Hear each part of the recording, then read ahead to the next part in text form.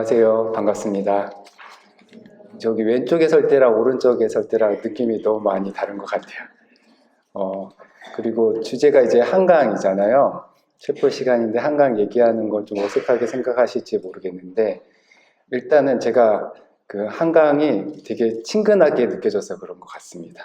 연대 오기 전에는 몰랐는데, 여기 이제 파란 피가 제 몸에 흐르다 보니까 되게 가깝게 느껴지기도 하고, 저희 이웃에 살고 계시거든요. 정확한 집은 모르는데 저희 동네 살고 계셔서 이웃 주민이라 더 반갑기도 하고, 제가 생각할 때는 우리나라가 자랑할 만한 인물인데 교회에서 또 기독교 안에서 많이 얘기되고 있지 않는 것 같아서 제가 조금 공부를 하고 논문을 썼는데 그 중에 일부 내용을 여러분과 함께 나누려고 오늘 여기에 섰습니다.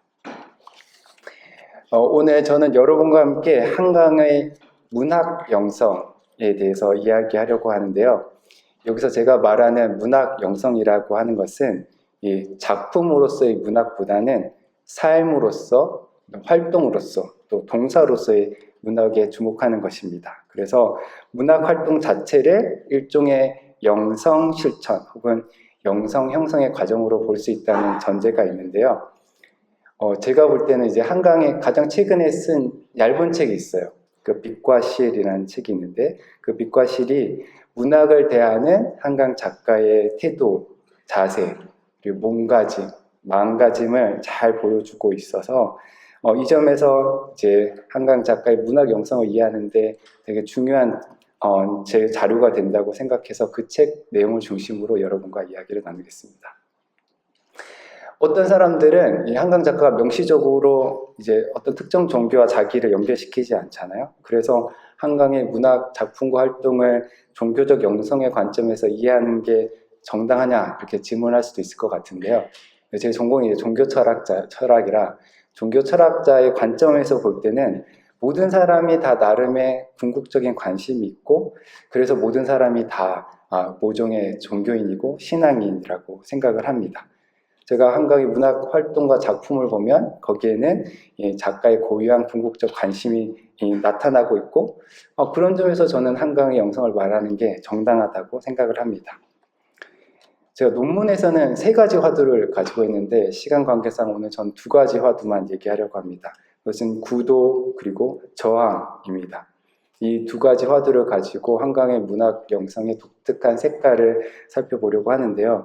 이 2 단어, 구도와 저항은 한강의 글에서는 직접 찾아볼 수 있는 단어는 아닙니다. 그래서 그렇지만 제가 이제 한강이 쓴 글들을 이제 가지고 와서 이 말이 한강 영성을 잘 보여준다고 제가 한번 증명해 보려고 하는데 여러분들이 말이 되는지 나중에 피드백을 주시면 좋겠습니다. 제가 볼 때 먼저 이 종교적 관점에서 한강의 문학 활동과 작품에서 가장 눈에 띄는 특징은 구도의 자세입니다. 구도. 한강은 무언가를 깨달은 득도한 사람의 태도가 아니라 끊임없이 무언가를 찾는 구도의 자세를 견지하고 있습니다. 한강이 노벨상 수상 강연을 했는데 그 강연에서 가장 빈번하게 등장하는 단어가 질문입니다. 한강의 문학과 삶을 이끌어가는 것은 이어지는 질문의 연속입니다. 이 한강의 문학을 추동하고 있는 질문들, 거기 엄청나게 많은 물음표들이 있거든요. 그 질문들이 바로 작가의 궁극적 관심을 보여주고 있고 여기서 저는 한강 문학 영성의 가장 중요한 한 단면, 구도의 영성을 볼 수 있다고 생각합니다. 구도 영성의 관점에서 볼 때 한강의 인상적인 특징은 자신을 사로잡고 있는 질문들의 대답을 찾는데 목표를 두지 않는다는 거예요. 질문을 던지는데 대답을 찾는 게 목표가 아닙니다. 인용문이 있는데 한번 읽어볼게요. 한강이 이렇게 썼습니다. 하나의 장편 소설을 쓸 때마다 나는 질문들을 견디며 그 안에서 산다. 그 질문들의 끝에 다다를 때 대답을 찾을 때가 아니라 그 소설을 완성하게 된다. 그 소설을 시작하던 시점과 같은 사람일 수 없는 그 소설을 쓰는 과정에서 변형된 나는 그 상태에서 다시 출발한다. 다음의 질문들이 사슬처럼 또는 도미노처럼 포개어지고 이어지며 새로운 소설을 시작하게 된다. 이제 한강 작가를 사로잡고 있는 궁극적인 질문들은 대답을 향하지 않고 질문들의 끝을 향하고 있습니다. 그리고 그 끝에는 다른 다음의 질문들이 이어집니다. 대답 없는 질문들의 연속입니다. 득도했다는 오만이 들어설 자리가 없습니다. 오직 구도의 자세를 계속 유지합니다. 아마도 한강은 자신의 마음속 깊이 자리한 질문들에 대한 궁극적 대답을 얻을 수 있다고 생각하지 않은 것 같습니다. 하지만 이것은 궁극적 관심의 폭이랑은 구분됩니다. 오히려 진정한 의미에서 궁극적 관심에 대한 존중이라고 말할 수 있습니다. 궁극적 관심을 소유의 대상으로 삼지 않기 때문입니다. 이와 관련해서 한강이 쓰는 장편 소설마다 구체적인 질문들은 매번 새롭게 바뀌지만 작가의 궁극적인 관심은 어린 시절부터 지금까지 일관성을 유지하고 있다는 점을 또한 기억할 필요가 있습니다. 이것은 궁극적 관심의 지향적 대상, 궁극적 관심이 향하고 있는 그 대상은 유한한 인간의 소유가 될 수 없다는 종교 철학적 통찰과 일맥상통합니다. 그 궁극적 관심이 인간의 소유가 되는 순간 그것은 이제 더 이상 궁극적이지 않은 우상이 되어버리기 때문입니다. 질문을 중심으로 한 한강의 구도 형성에서 제가 또 주목하는 한 가지 점은 대답 없이 이어지는 질문들의 연속 가운데 한강 작가가 모종의 구원을 경험한다는 사실입니다. 이제 앞서 인용한 이 글에서 한강은 이렇게 말하거든요. 그 소설을 시작하던 시점과 같은 사람일 수 없는, 그 소설을 쓰는 과정에서 변형된 나는 그 상태에서 다시 출발한다. 또 다른 곳에서는 이렇게 말합니다. 예전에 나였던 사람은 이미 그 소설로 인해 변형되었으므로 이제 그 사건으로 돌아갈 수는 없다. 한강은 질문들을 견디며 그 안에서 사는 동안 변형된 자신의 새로운 모습을 발견합니다. 여기서 변형이라는 말은 종교적인 용어로 고쳤으면 구원을 뜻합니다. 질문에서 질문으로 옮겨 다니면서 한강은 궁극적 질문에 대한 대답에 혹은 구원에 한 걸음씩 더 가까이 다가서고 있었던 것입니다. 또 다른 인용문인데요. 제가 한번 읽어보겠습니다. 작별하지 않는다를 쓰던 과정에서 내가 구해졌다면 그건 목적이 아니라 부수적인 결과였을 뿐이다. 글쓰기가 나를 밀고 생명적으로 갔을 뿐이다. 날마다 정심의 마음으로 눈을 떠던 아침들이 고통과 사랑이 같은 밀도로 끓던 그의 하루하루가 날개처럼 불꽃처럼 펼쳐지던 순간들의 맥박이 촛불을 넘겨주고 다시 넘겨받기를 반복하던 인성과 경화의 손들이 여기서 한강 글쓰기 과정에서 자신이 구해졌다고 말합니다. 영어로 하면 saved. 이것은 구원 경험의 고백이라고 말할 수 있습니다. 그리고 이 고백의 내용은 세 가지 측면에서 종교적 구원 경험에 상당히 근접했다고 평가할 수 있는데요. 먼저는 한강이 자신이 생명 쪽으로 떠밀려 갔다고 고백합니다. 생명은 여러 종교 전통에서 구원의 목적을 서술할 때 자주 등장하는 상징들 가운데 하나입니다. 다음으로 한강은 이 구원의 과정을 수동태로 묘사합니다. 생명으로 나아가는 구원은 자신의 의지와 힘을 통해서 이루어진 것이 아닙니다. 무언가가 한강을 생명 쪽으로 밀고 갔습니다. 이때 구원의 주체는 넓게 말하면 글쓰기고 구체적으로 말하면 여기서 말한 아침들, 하루하루, 맥박, 손들입니다. 종교적 언어로 말하면 한강은 은혜로 구원을 경험했습니다. 마지막으로 한강은 자신이 생명에 도달했다고 말하지 않습니다. 생명 쪽으로 갔다고 말합니다. 이 표현은 한강의 구원이 단번에 끝나는 과정이 아니라 계속해서 생명 쪽으로 한 걸음씩 나아가는 혹은 밀려가는 과정임을 암시합니다. 여기서도 한강은 득도의 완성보다는 구도의 과정에 천착합니다. 재밌으세요? 지금 손이 떨려요. 오늘 날씨가 좀 추워갖고 따뜻하게 입고 왔는데 이제 두 번째 주제로 넘어가야 됩니다. 한강의 문학 활동과 작품에서 제가 주목하는 오늘 얘기할 두 번째 측면은 저항의 영상입니다. 제가 아는 한에서 저항은 한강 작가가 즐겨 쓰는 단어가 아닙니다. 빛과 실이라는 그 책에서도 이 단어를 저는 보지 못했습니다. 사실 제가 한강 영상의 두 번째 측면의 차원을 생각할 때 제일 먼저 떠오른 단어는 사랑이었습니다. 한강의 궁극적 관심이 향하고 있는 그 사랑이 마음속에 떠올랐습니다. 하지만 일반적으로 이 사랑이란 단어는 연인 간의 낭만적인 사랑이나 자식을 향한 부모의 사랑 또는 부모를 향한 자식의 사랑을 가리키는데, 이러한 사랑은 한강이 마음에 두고 있는 그 사랑을 적절하게 표현하지 못한다고 생각했습니다. 한강의 사랑은 이런 일반적인 가족 간의 아니면 친밀한 관계 속의 관계가 아니라 구체적인 상황 속에 있는 인간, 참혹과 존엄 사이에 서성이 있는 인간, 특히 다양한 유형의 폭력 아래 신음하고 고통하고 씨름하고 있는 인간을 향하고 있습니다. 다르게 말하면 한강의 사랑은 생명을 파괴하는 폭력에 저항하는 사랑입니다. 여기서 사랑, 생명을 키워드로 뽑을 수도 있지만 제가 볼 때는 한강의 생명사랑의 구체적인 모습을 가장 잘 표현해주는 단어는 바로 저항입니다. 폭력에 대한 저항, 생명을 파괴하는 폭력에 대한 저항. 스웨덴 할리먼 노벨위원회가 2024년 노벨 문학상 수상자를 발표하면서 한강이 그녀의 작품에서 역사적 트라우마와 눈에 보이지 않는 규칙들에 맞서고, 여기서 맞서고가 저항과 연결되는 거예요. 각각의 작품에서 인간 삶의 연약함을 보여준다고 선정 이유를 설명했습니다. 이 노벨위원회의 발표에 화답하는 듯 한강은 이제 수상 소감에서 이렇게 말하고 있습니다. 가장 어두운 밤에 우리의 본성에 대해 질문하는 이 행성에 깃들인 사람들과 생명체들의 1인칭을 끈질기게 상상하는 끝끝내 우리를 연결하는 언어를 다루는 문학에는 필연적으로 체온이 깃들어 있습니다. 그렇게 필연적으로 문학을 읽고 쓰는 일은 생명을 파괴하는 행위들의 반대편에 서 있습니다. 폭력의 반대편인 이 자리에 함께 서 있는 여러분과 함께 문학을 위한 이 이상의 의미를 나누고 싶습니다.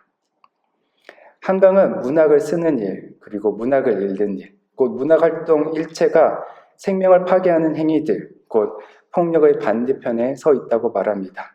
다시 말하면 문학은 생명을 파괴하는 폭력을 거부합니다.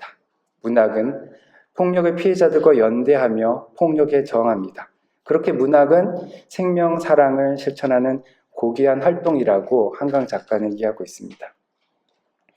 이처럼 한강 작가가 인간과 생명을 위협하는 폭력의 현실을 직시하고 문학 작품 속에서 그 현실을 드러냄으로써 그것에 저항하고 있었던 것입니다.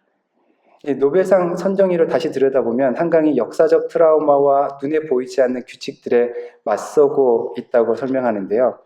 이것은 한강의 맞서는 정신, 저항의 영성을 말합니다.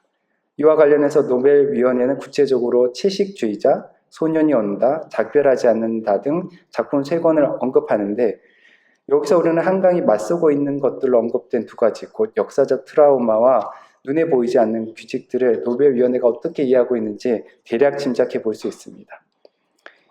제가 볼 때 첫 번째 역사적 트라우마는 한국 근현대사에 일어난 국가폭력이 남긴 한스러운 상처들을 가리키고, 2번째 눈에 보이지 않는 규칙들은 육식과 가부장제와 같이 겉으로 잘 드러나지는 않지만 생명을 억누르고 파괴하는 관습들, 습관들, 곧 일상폭력의 다양한 현실을 가리키고 있습니다. 하나는 거시적이고 거대한 폭력과 연관되고 다른 하나는 상대적으로 비가시적이고 미세한 폭력과 연관됩니다. 하지만 한강의 작품에서 폭력의 2양상은 분리되어 있지 않고 서로 연결되어 있다는 사실을 기억하는 것도 중요하다고 생각합니다. 말하자면 노벨위원회는 한강이 크고 작은 폭력에 끊임없이 맞서 저항했다는 사실을 높게 평가한 것입니다. 국가폭력이든 일상의 폭력이든 이 폭력의 현실, 피해자의 현실을 마주하는 일은 사실 쉽지 않습니다. 고통스러운 일입니다. 하지만 한강은 그 고통을 회피하지 않고 오히려 그 고통스러운 현실을 직시하고 있는 그대로 폭로하며 폭력에 저항합니다. 그 과정에서 작가는 스스로 그 고통 속에 더 깊이 들어갑니다. 빛과 실에 이런 글이 있습니다. 그렇게 소년이 온다를 완성해 마침내 출간한 2014년, 나를 놀라게 한 것은 독자들이 이 소설을 읽으며 느꼈다고 고백해온 고통이었다. 내가 이 소설을 쓰는 과정에서 느낀 고통과 그 책을 읽는 사람들이 느꼈다고 말하는 고통이 연결되어 있다는 사실에 대해 나는 생각해야만 했다. 그 고통의 이유는 무엇일까? 우리는 인간성을 믿고자 하기에 그 믿음이 흔들릴 때 자기 신이 파괴되는 것을 느끼는 것일까? 우리는 인간을 사랑하고자 하기에 그 사랑이 부서질 때 고통을 느끼는 것일까? 사랑에서 고통이 생겨나고 어떤 고통은 사랑의 증거인 것일까? 한강은 글을 쓰는 과정에서 자신이 느낀 고통, 글을 읽는 과정에서 독자들이 느낀 고통이 자신의 글을 통해 연결되어 있다고 생각합니다. 이 빛과 시일이라는 책 제목에 언급된 것처럼 이 연결된 고통을 사랑의 증거라고 말합니다. 제가 여기서는 더 얘기를 못했지만 한강이 이 글 쓰는 과정에서 얼마나 눈물을 많이 흘렸는지, 얼마나 그 고통스럽게 그 슬픔을 자기 것으로 경험했는지를 또 이해한다 보면은 이 말들이 조금 더 절절하게 다가올 수 있을 거라고 생각을 합니다. 말하자면 한강에게 사랑은 우리를 연결하는 고통입니다. 말하자면 그 사랑은 고통스러운 사랑입니다. 한강은 질문들의 끝에서 사랑과 고통에 이릅니다. 폭력과 씨름하는 끝에 고통과 사랑에 도달합니다. 아니, 한강의 문학 작품의 활동의 처음과 중간과 끝에 바로 이 고통스러운 사랑이 있습니다. 한강은 작별하지 않는다를 쓰는 과정에서 자신을 구하고 생명적으로 밀고 간 힘 중 하나로 날마다 정심의 마음으로 눈을 뜨던 아침들, 고통과 사랑이 같은 밀도로 끓던 그 정심의 하루하루를 언급합니다. 이 소설의 진짜 주인공은 민선의 어머니 정심이거든요. 생사를 확인할 수 없는 오빠의 장례를 마치기까지 애도를 종결하지 않고 평생을 살아온 사람. 한강은 고통과 사랑으로 가득했을 정신의 마음으로 아침을 맞고 하루를 맞았다고 고백합니다. 한강이 소설을 쓰고 제일 행복했던 게 뭐냐? 더 이상 울지 않아도 된다는 거예요. 더 이상 울지 않아도 된다고 그렇게 글을 썼습니다.